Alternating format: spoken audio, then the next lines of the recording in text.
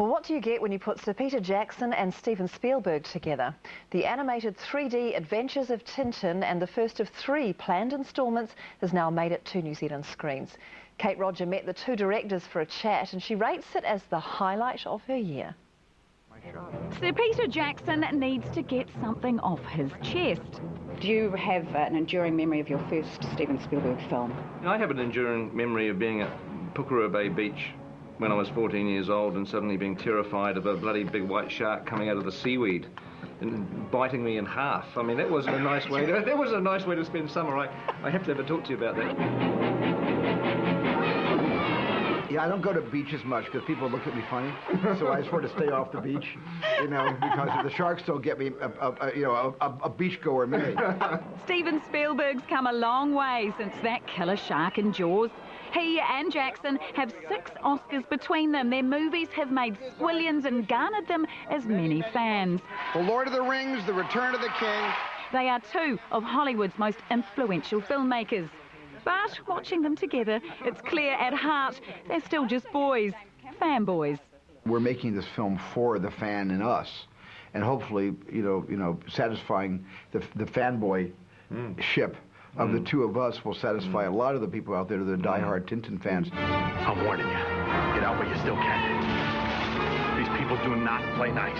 Back in 1983, when I was making Bad Taste at that time, and I started to read about Steven making a Tintin film.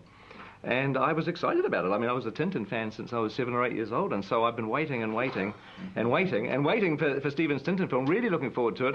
And a quarter of a century later, his phone rings. It's just Steven Spielberg. He asks, want to make Tintin with me? I mean, that's a bit of a head-spinning moment. I mean, I had to think about it for at least 2 or 3 seconds.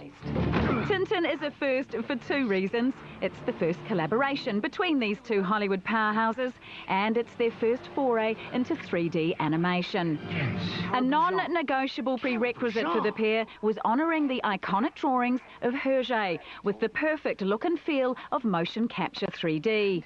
I mean, we didn't want to muck around with that, because to do that, at your peril, but we still had to, we didn't want to make it. We wanted to do something that had texture and shadow and lighting and mood and atmosphere and sort of turn it into a 3-dimensional reality. And to create that 3D reality, Wellington's Weta Digital.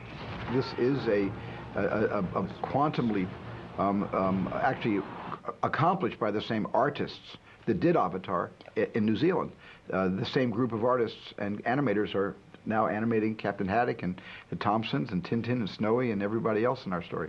That story now graces big screens across New Zealand, and its creators know exactly who they hope to please, themselves.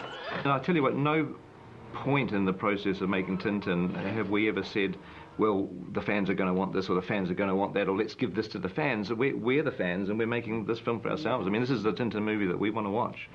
Kate Roger, 3 News.